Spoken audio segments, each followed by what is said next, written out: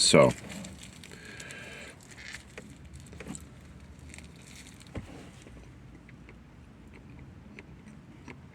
this is not a live stream. This is a actual video taken with my phone.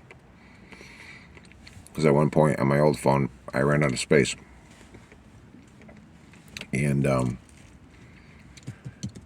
this way I can do it without using data. I don't need data to do this. So why am I doing this? I'm eating cheese, okay, and I'm showing you how I'm looking. This is my hobo chic aesthetic. Why am I saying these things and doing these things? I want to talk about aesthetic terrorism. And I could have done, okay, like many other things, I could talk about them a long time ago and blah, blah, blah. And I've mentioned before about overthinking things. And again, that's also partly why I haven't done another video for a while. Sorry for being a broken record in that regard. Again, still need prayer. But this is real. What I'm doing here is real for me right now. Though you're watching your Black Mirror and observing this through the tech in the palm of your hand or whatever. But what are aesthetics? I don't have an academic answer prepared for you, but it has to do with the things that we perceive, I'd say mainly with the eyes. That is, it conveys beauty, and of course there's music has aesthetic value. But typically when I think of aesthetics, I think of the style and all these things that are ultimately perceived through the eyes. And then you think about it and you respond in your life according to what you perceive with your sense of sight. And there's other senses. There's of course, you hear and you smell and you taste.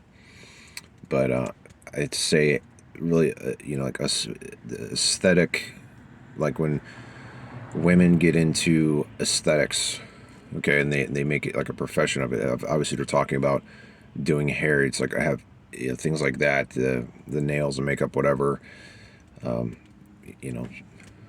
Nails and hair. That's what you see. So anyway, the import with that is the beauty that you see, the things that you see, and people choose certain aesthetics.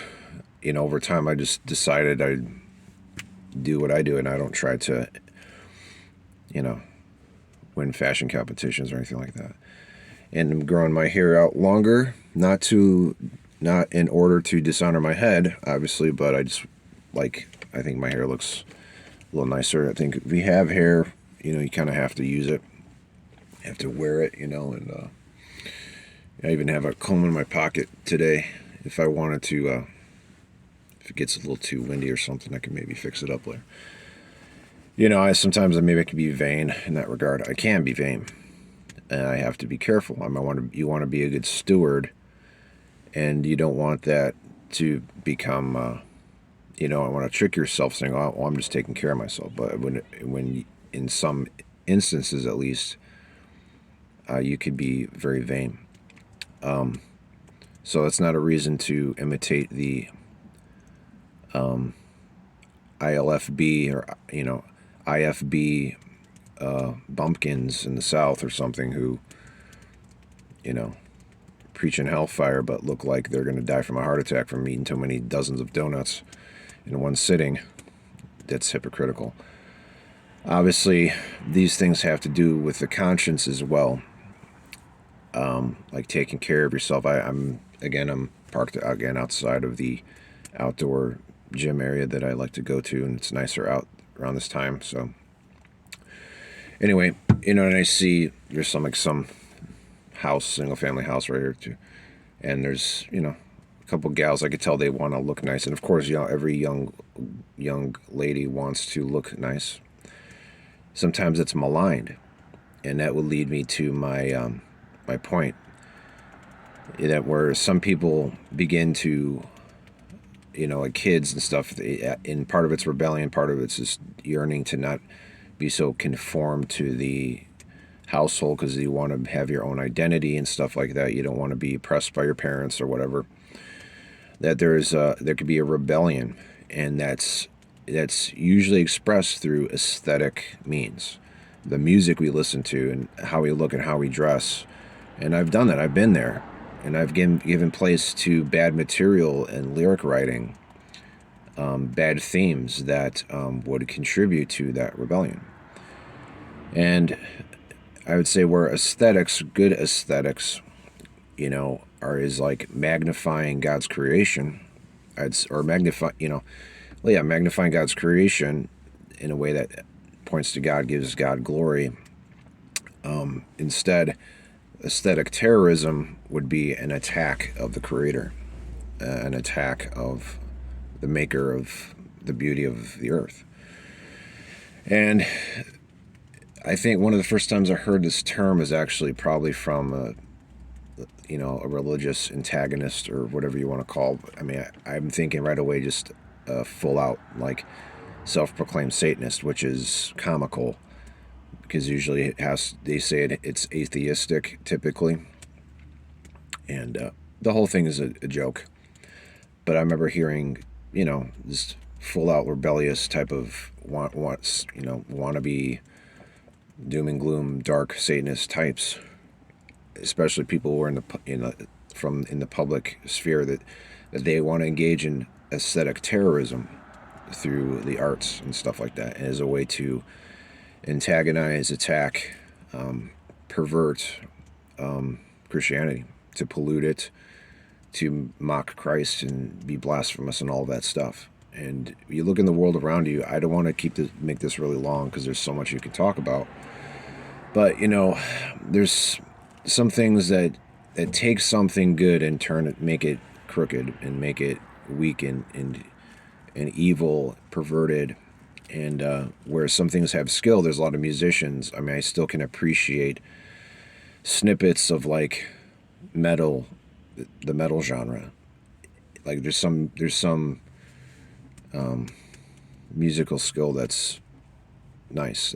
That's quality, but yet it's part of this whole huge banquet of death and violence, blasphemy, in at least half the cases, depending on what genre. I mean, it could be the whole thing is blasphemous, depending on what genres you're listening to. And of course, in the popular sphere of entertainment and so forth, you have overtly satanic stuff with very ugly people.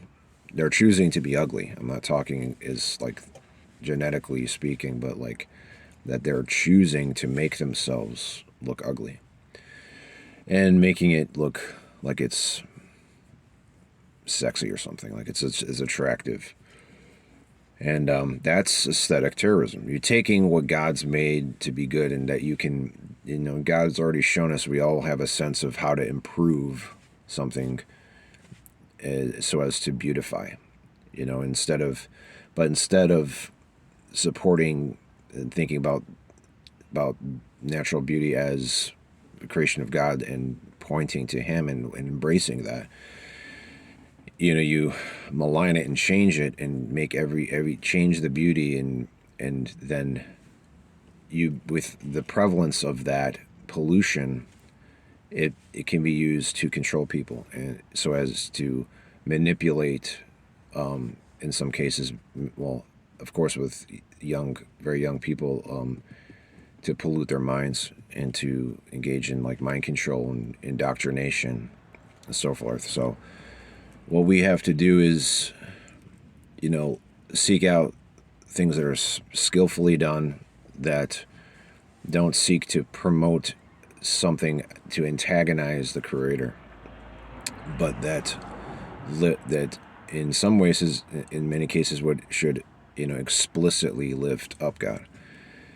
And a lot of things we see, of course, don't have to have a presentational delivery to them. I mean, that's the beauty of creation. It's just that some people can get carried away as to be a counter, to be an antecedent, to rebel, to rather be on the defense against the terrorism by getting carried away with what they think they need to do, so as to get into like polemics about it, or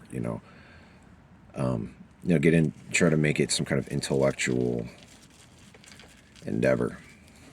In many cases, what we simply need to do is ignore, and in our own conscience, because it's a lot of it's some of this stuff is a conscience matter. There's some things that are people are more sensitive to than others. There are a few fine lines, one could say, when it comes to what we see as beautiful and what is worth looking at, spending our time with.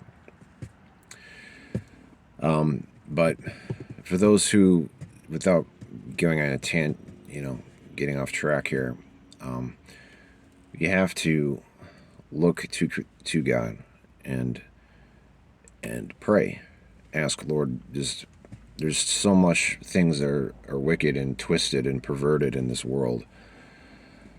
Please help me to see what is truly beautiful, and to embrace that with thankfulness to you.